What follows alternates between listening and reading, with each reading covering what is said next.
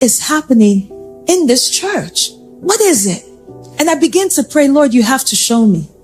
Cause a conversation to happen. Something, the appearance is beautiful, but something in the water is not right.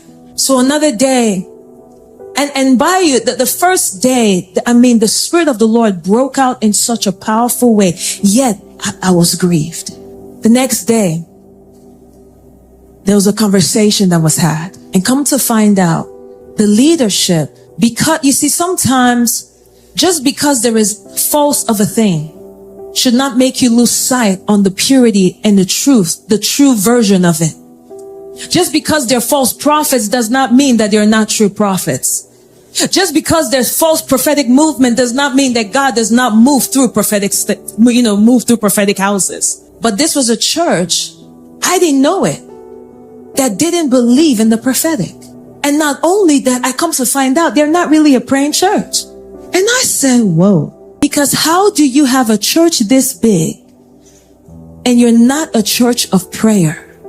So what is drawing the people? What spirit is behind the people being drawn? So there are things I began to ponder. I'm like, God, what is happening?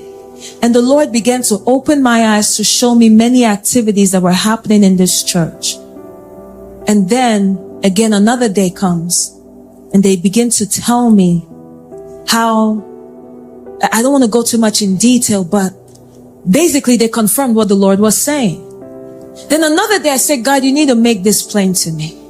And I'm laying down and I have an encounter with the principality that reigns over that church. And when I tell you, this was a principality that was literally standing at the door waiting for blood.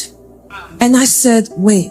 So at first I thought I was seeing something to pray against. I woke up, I started rebuking. Started praying and shouting, and the Lord says, just be quiet.